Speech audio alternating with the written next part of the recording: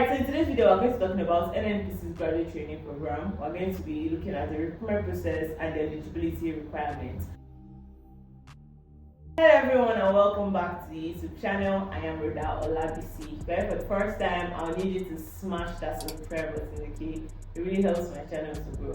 So if you're not aware, NNPC is currently recruiting for their graduate training program and applications are open till the 28th of August 2024. The link to apply will be in the comment section, okay?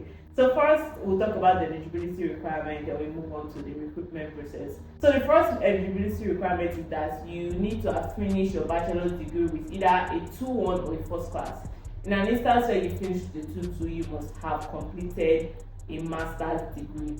And the same thing also applies for an HND degree as well. You must have finished with a distinction, and in an instance where you didn't, where you finished with an upper credit, you must have a master's degree to back it up. Apart from that, you must have completed your NYSA as at the time you're applying, and also you must not be more than 28 years old by the 31st of December 2024. So those are kind of like a few of the eligibility requirements. What you can do is to go check the website after watching this video so that you can see a list of the courses that are eligible to apply and other eligibility requirements like that. Now for the recruitment process, we'll be going based off the last graduate training program.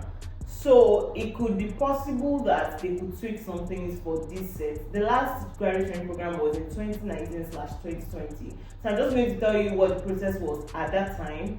So I'm not 100% sure if that's going to be the same case now, but just be rest assured that there will be some similarities, right? I'll also give you the timeline that was used during the last set graduate training recruitment process. So for the people who applied for the last graduate training program, which was in 2019/2020, the first thing was they submitted an application in March. They got shortlisted for the next round in May, and then the next round in July, and then those people were successful, got an offer in February of 2020, right? So now let's get into the recruitment process. As I said earlier, once you submit an application, you're supposed to get a confirmation email that your application has been received. After that, they'll look through the application. Now, there will be some people who would not be shortlisted for the initial stage, which is the test, right? Because some people may be older than the required age, some people may not meet the pass of degree that is also eligible, and different things like that. So not everybody who submits an application will be shortlisted. So for those who will be shortlisted, or for those who have met the eligibility requirement, will be shortlisted for the test. Now, for the last program, what they did was, it was JAMB that organized the recruitment test for them, right? So what they did was they all got a physical location that they were supposed to go to take the test. So it was a CBT test, or you have to go to a required destination to take the test. So that test was multiple choice all through, and it also included current affairs. So if you pass that particular test, you will then be shortlisted for the next stage, which is the interview.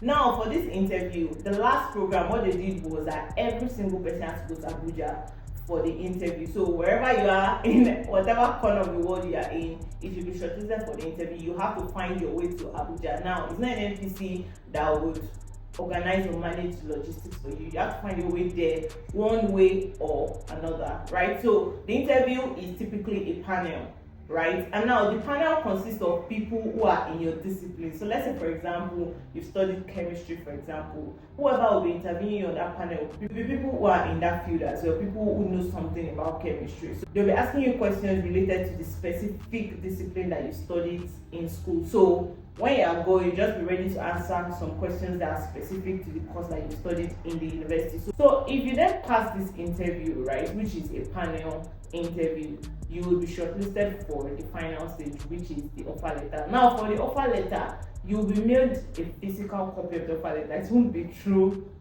email. Now I don't know why they decided to do it that way. So in an instance where maybe you did not put in the correct address, there will be a problem if you are shortlisted for the final round, or if you have passed the recruitment process, really, because the interview is the final round. There are just two processes, or there are just two stages rather, which is the test and then the panel interview. So just make sure that at the point you are submitting your document, or you're uploading your document and you're filling your information, make sure that you are using an address that you know that you will be in that particular place for the next 6 to 12 months, right? So that when they mail an offer letter to you, they are able to receive that offer letter. Now, we do not know for sure or 100% if the recruitment process will be exactly this way this year, right? Because the last process was in 2019-2020, so there are chances that JAMB may not be the one to organize their CBT test. It could be that the interviews would not also be in Abuja this time around, but this was what happened during the last year's program, or during the last program rather.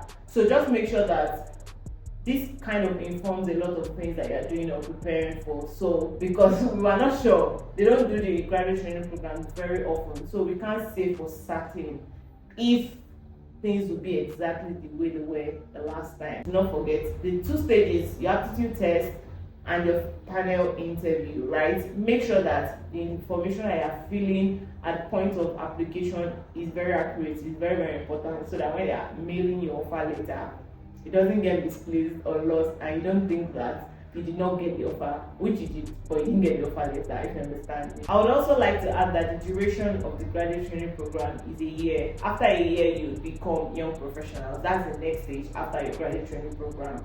And there are 2 streams, or let me say 2 streams. There is the business pathway and then there's the engineering pathway. So it depends on whichever that you are selecting at the point of application. So that has brought us to the end of this video. Do not forget to smash that subscribe button once again and give this video a thumbs up.